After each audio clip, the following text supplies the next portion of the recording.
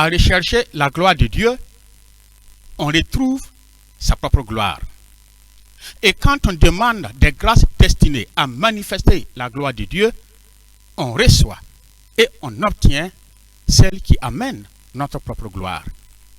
C'est l'un des nombreux messages des textes sacrés de ce 7e dimanche de Pâques que nous célébrons aujourd'hui et que nous pouvons appeler les dimanches de la prière de Jésus.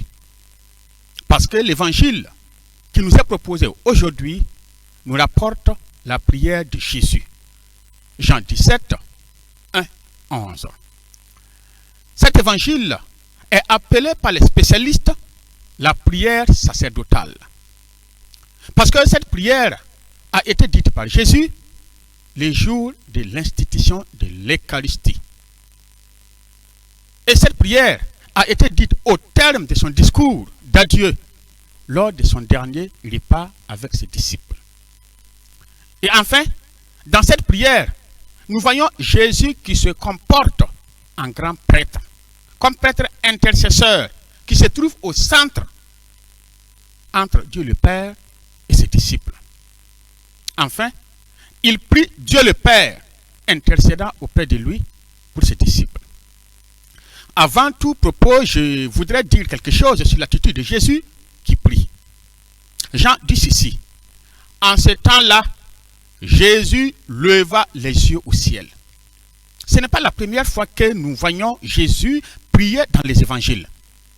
Quand bien même il était beaucoup sollicité, parfois même écrasé par les foules qui le pressaient de toutes parts, Jésus savait toujours trouver du temps pour prier Dieu son Père. Un proverbe de la savane nous enseigne que même si la grippe aviaire en vient à dévaster la basse-cour, on ne manque jamais du poulet pour sacrifier aux ancêtres. Pour dire que malgré le fait qu'il était constamment sollicité, Jésus se trouvait toujours du temps à consacrer à Dieu son Père dans la prière et par la prière. Comme pour nous dire qu'il n'y a pas un temps spécialement donné pour la prière, mais on prend le temps pour prier.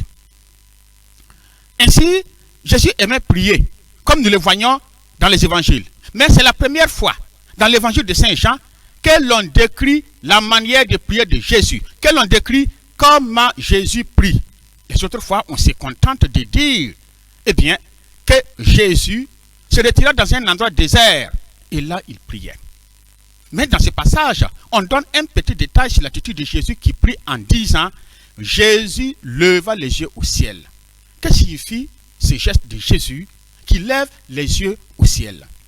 Eh bien, lever les yeux au ciel est une expression qui montre Jésus comme quelqu'un qui prie.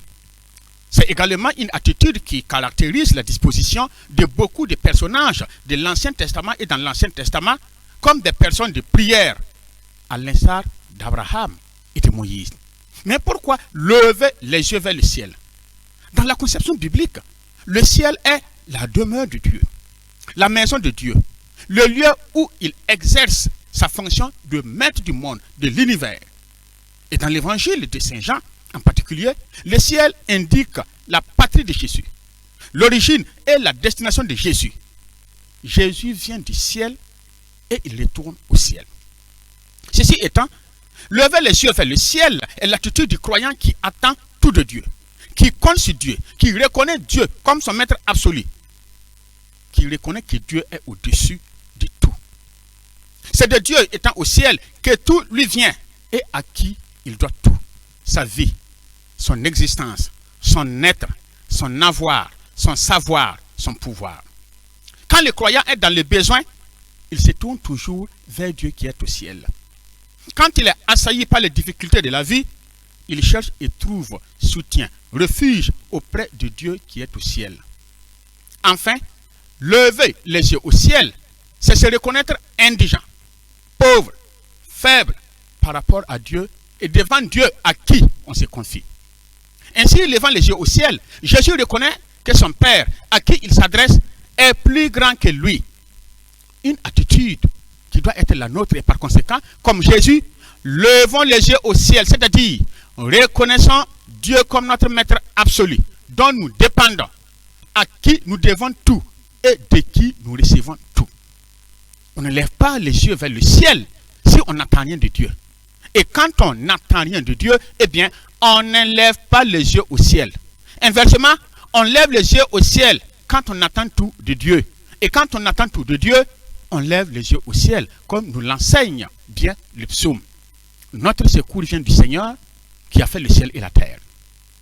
L'attitude de Jésus qui lève les yeux au ciel veut dire aussi qu'il a pleine confiance en Dieu. Il est sûr, convaincu, certain que Dieu son Père va exaucer sa prière. Autrement, il ne lèverait pas les yeux vers lui qui est au ciel. On ne se rend pas chez la personne qui a beaucoup de poules. Non, on va chez la personne qui va nous donner une poule. Nous enseigne un proverbe de la savane. Ainsi, on a besoin de la confiance pour lever ses yeux vers le ciel. Si on a confiance en Dieu, on lève les yeux vers le ciel. Et si on lève les yeux vers le ciel, cela signifie qu'on a confiance en Dieu. À présent, penchons-nous sur la prière même de Jésus. D'emblée, nous remarquons que dans ces passages soumis à notre méditation, donc dans la prière de Jésus, il y a deux demandes. D'une part, Jésus demande au Père de le glorifier. Et d'autre part, il prie pour ses disciples. Mais je voudrais méditer avec vous sur la première demande, qui est la suivante. Père, l'heure est venue. Glorifie ton Fils, afin que le Fils te glorifie. Comme nous le voyons, c'est lui à qui Jésus adresse sa prière est Dieu qu'il appelle Père. Cette appellation Père, Abba, est souvent utilisée par l'évangéliste Jean pour présenter Dieu dans sa relation avec Jésus et avec les hommes. C'est également le terme avec lequel Jésus commande toujours ses prières et exprime son attitude filiale de pleine confiance et de communion avec le Père. Il exprime également la familiarité qu'il y a entre Jésus et Dieu. Et sur cette base, nous sommes invités, nous aussi, à cultiver cette confiance et à instaurer cette familiarité entre nous et Dieu. Père, l'heure est venue. Glorifie ton Fils, afin que le Fils te glorifie. La première demande de la prière de Jésus est donc la glorification du Fils. Mais quel est le sens de cette demande adressée au Père de le glorifier? Autrement dit, qu'est-ce que cette gloire que Jésus demande au Père? Nous avons besoin d'explications. Autrement, nous allons nous dire, eh bien, on nous dit de ne jamais prier pour nous-mêmes. On dit de ne pas rechercher la gloire. Mais voyons que Jésus prie pour lui-même et demande la gloire. Qu'est-ce que cela signifie, chers amis? D'abord, le terme hébreu pour désigner la gloire, c'est dit kabod. Kabod. Et cette expression suggère l'idée du poids. Voilà, l'idée du poids. Ainsi, quand on parle de gloire qui se dit kabod en hébreu, on désigne le poids d'une personne. Le fait que cette personne a du poids pour s'imposer, pour écraser et dominer. Ainsi, à la différence de notre conception, la gloire n'est pas ce brillant extérieur de la renommée de quelqu'un qui peut exister sans avoir pour autant une réelle valeur. Or, c'est justement ce poids réel d'un être qui définit son importance effective. Ce qu'il est et ce dont il est capable réellement. Comme nous l'enseigne un proverbe de la savane, le coq est lourd dans ses plumes.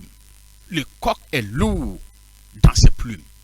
Ce que Jésus demande donc dans sa prière à Dieu son Père, c'est que cette gloire divine se manifeste à l'heure même de sa mort.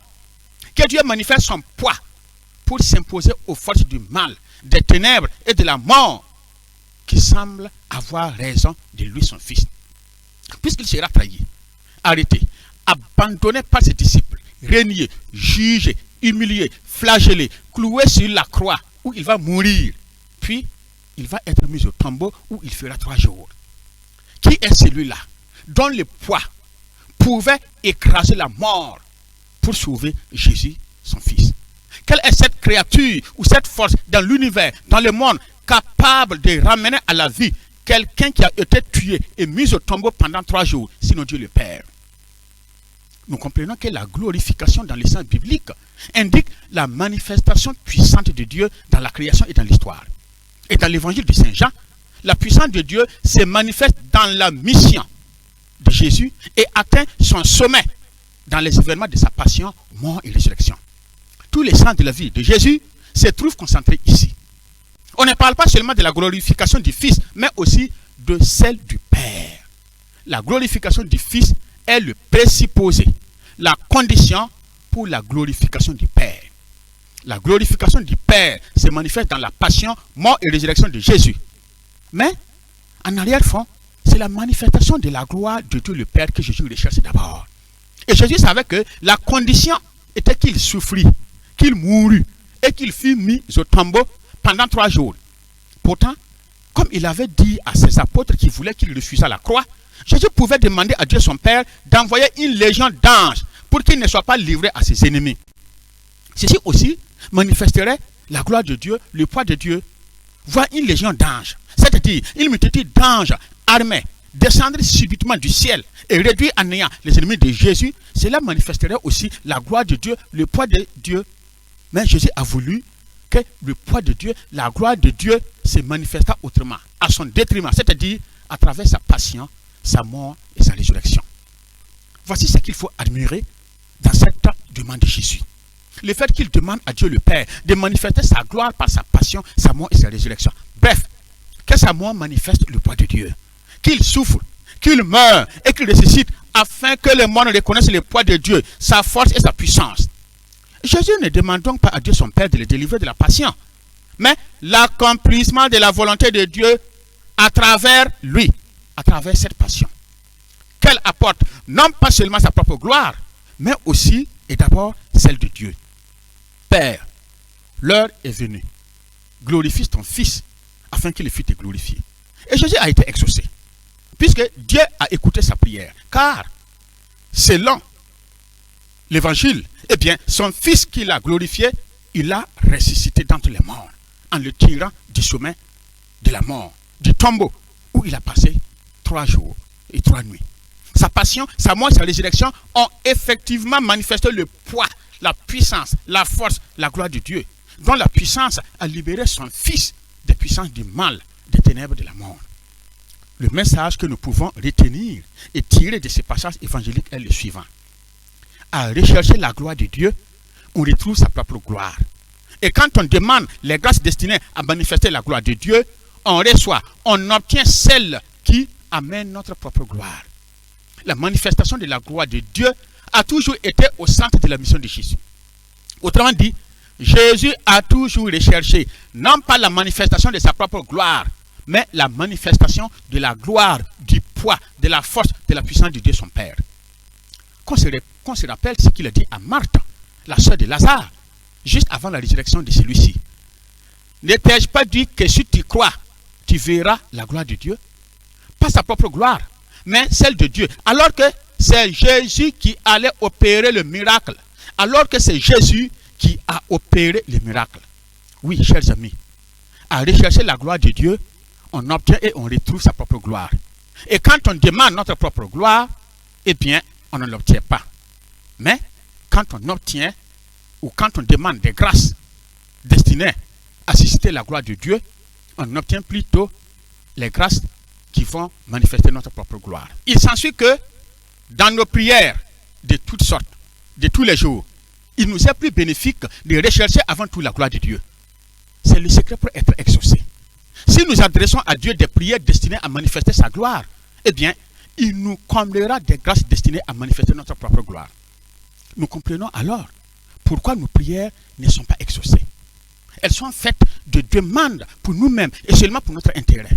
Nous demandons des choses qui ne sont pas destinées à manifester la gloire de Dieu, mais seulement notre propre gloire et parfois au détriment des autres. Ainsi, si nos prières sont faites pour nous-mêmes, elles ont moins de chances d'être exaucées. Mais lorsqu'elles sont faites pour la gloire de Dieu et pour les autres, elles ont plus de chances d'être exaucées et de nous être bénéfiques. Une fois de plus, le miracle de la résurrection de Lazare est instructif. En effet, lorsque Marthe et sa sœur Marie ont envoyé dire à Jésus que son ami Lazare était malade, Jésus dit ceci: cette maladie ne va pas le conduire à la mort, mais elle va servir à manifester la gloire de Dieu. Jésus n'a pas dit elle va servir à manifester ma gloire, mais elle va servir à manifester la gloire de Dieu. Quand il arriva à Béthanie, et que Jésus demanda qu'on enlève la pierre qui fermait le tombeau, Marthe dit à Jésus, Seigneur, il doit sentir maintenant car il y a déjà 4 jours qu'il est ici. Jésus lui répliqua ceci, je ne t'ai pas dit que si tu crois, tu verras la gloire de Dieu. Il n'a pas dit, je ne t'ai pas dit que si tu crois, tu verras ma gloire. Mais non, je te dis que si tu crois, tu verras la gloire de Dieu. Et enfin, quand on nota la pierre du tombeau de Lazare à la demande de Jésus, Saint Jean dit ceci. Jésus leva les yeux au ciel et dit, Père, je te rends grâce pour m'avoir écouté. Je savais que tu m'écoutes toujours, mais c'est à cause de la foule qui m'entoure que j'ai parlé, afin qu'ils croient que tu m'as envoyé. Donc vous voyez mes amis, et bien dans cette prière, Jésus n'a rien demandé pour lui-même. Il demande à Dieu son Père, dans cette prière, de l'exaucer, afin que les gens qui l'entouraient sachent que c'est lui, Dieu, qui l'avait envoyé. Et il a été exaucé, puisqu'il a ressuscité Lazare, qui était au tombeau 4 jours durant. Oui, chers amis, à rechercher la gloire de Dieu, on retrouve sa propre gloire. Et quand on demande des grâces destinées à manifester la gloire de Dieu, on reçoit celle qui amène et qui manifeste notre propre gloire. Alors, toi mon frère, toi ma soeur qui m'écoute, toi mon frère qui m'écoute, veux-tu être exaucé? Veux-tu que ta prière soit exaucée? Eh bien, prie pour que la gloire de Dieu se manifeste. Veux-tu recevoir de Dieu des grâces qui vont manifester ta gloire, des grâces qui vont te donner la gloire, des grâces qui vont t'apporter la gloire? Eh bien, commence d'abord par demander à Dieu des grâces destinées à manifester sa gloire. Car il manifeste toujours sa gloire au profit de ses amis, tandis que ses amis profitent toujours de sa gloire. Alors, que chacun de nous entre au-dedans de lui-même pour voir sa manière de prier, ainsi que le contenu de ses prières. Qu'est-ce qu'il demande régulièrement dans ses prières? La manifestation de la gloire de Dieu ou la sienne? Disons-nous les 4 vérités comme on aime le dire. Bien souvent, nous aimons demander des grâces seulement pour nous-mêmes. Surtout la gloire, le succès, la réussite, la renommée. Et si tout cela tarde à venir, eh bien, nous faisons recours à d'autres moyens pour les obtenir. Parce qu'on est obsédé par la gloire et la renommée à tel point, eh bien, que nous en faisons la fin de notre vie. Bien évidemment, quand nous sommes dans cette logique, qu'est-ce qu'on fait? C'est l'image d'autrui que nous allons salir pour redorer notre image. C'est à la renommée d'autrui que nous allons porter atteinte pour bâtir notre renommée. C'est des personnes que nous allons sacrifier par toutes sortes de moyens pour nous retrouver au sommet. C'est la manière, c'est la lumière de certains que nous allons éteindre pour briller à leur place. À travers sa prière, Jésus nous suggère qu'il nous faut, dans nos prières, demander au Seigneur des grâces destinées à manifester sa gloire. Mais qu'est-ce qui amène la gloire de Dieu? Écoutons la réponse de Saint Irénée. La gloire de Dieu, c'est l'homme vivant. Et la vie de l'homme, c'est la vision de Dieu. Aujourd'hui, dans l'Église universelle, nous célébrons la 60e journée mondiale de communication sociale sous le thème « Préserver les voix et les visages humains ». Prions pour les communicateurs, les journalistes, les hommes et les femmes de médias du monde entier, de l'Église et surtout de notre diocèse. Que le Seigneur les aide, les protège dans le monde. Que le Seigneur bénisse leur travail pour sa gloire et le salut des hommes. Demandons au Seigneur d'envoyer son Esprit Saint sur nous, cette force d'en haut qu'il nous a promise, qu'il vienne renouveler la face de la terre, y compris nos cœurs, pour sa gloire. Qu'il vienne travailler la terre, y compris nos cœurs, pour sa gloire. Surtout, qu'elle nous inspire, c'est-à-dire cette force qui est l'Esprit Saint, qu'elle nous inspire la vraie prière à adresser à Dieu notre Père, celle qui consiste à demander des grâces qui vont manifester sa gloire. Car à rechercher la gloire de Dieu, on retrouve sa propre gloire.